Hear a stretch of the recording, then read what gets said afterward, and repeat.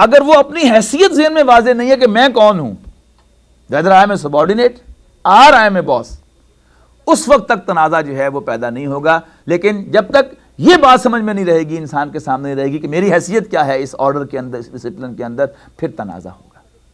تو اب حضور صلی اللہ علیہ وسلم نے وہاں پر 50 آدمی کھڑے کیے تھے، ان پر ایک کمانڈر بھی مقرر کیا تھا اور ایک انسٹرکشن بھی پاس کر دی تھی.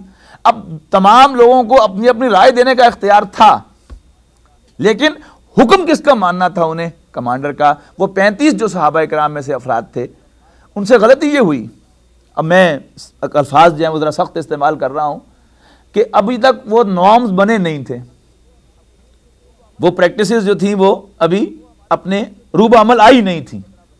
تو وہ ہمارے بزرگ جو تھے وہ ہمارے لیے قربانی کا بکرا بنے. ان سے غلطی ہوئی اور نتیجہ کیا نکلا کہ آج میں آپ کے سامنے، یعنی کہاں صحابہ کرام اور کہاں میں، کہاں آپ، یعنی ہم لوگ جو ہیں اب بیٹھ کر بڑی ٹھاٹ کے ساتھ جو ہے وہ ڈسپلن کے یہ قاعدے اور قوانین ڈسکس کر رہے ہیں. کیوں ڈسکس کر رہے ہیں؟ کہ یہ معاملات وہاں پیش آئے، پھر قرآن مجید کی ہدایت نازل ہوئی، پھر یہ تمام معاملات واضح ہو گئے. تو انہوں نے قربانی دی اور ہمارے لیے آسانیاں پیدا ہوئیں.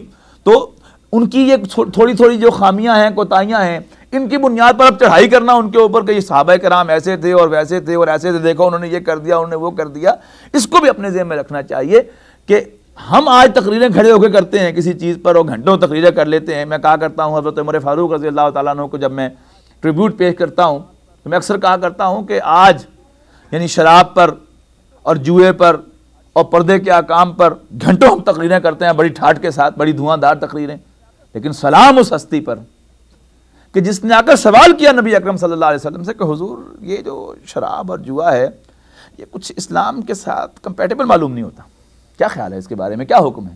تو آسمان سے حکم نازل ہو گیا یسألونک عن الخمر والمیسر. آج ہم پردے پر گھنٹوں تقریریں کر لیں، لیکن سلام اس پر کہ جس نے آ کر حضور صلی اللہ علیہ وسلم سے کہا کہ حضور یہ جو مکسنگ ہے دو سیکسز کی یہ کچھ ٹھیک نہیں معلوم ہوتی، احکام آ گئے. تو اسی طرح صحابہ کرام نے وہ ایکٹ کیے، ان سے خامیاں ہوئیں، کوتاہیاں ہوئیں اور ان پر احکام نازل ہوئے. ہمارے لیے قیامت تک کے لیے آنے والے لوگوں کے لیے آسانیاں پیدا ہوئیں. اسی کی ایک بہت درخشاں مثال جو ہے وہ یہاں پر آ رہی ہے. تو صحابہ کرام کے لیے دل میں کوئی ایسی بات جو ہے وہ نہ آئے کہ جن میں ہمارے دل میں کوئی ان کے لیے توہین کی کوئی پکچر جو ہے وہ رفلی بھی کہیں دنیا دل کے کسی کونے میں بننے پائے. اس لیے میں یہ وضاحت کر رہا ہوں.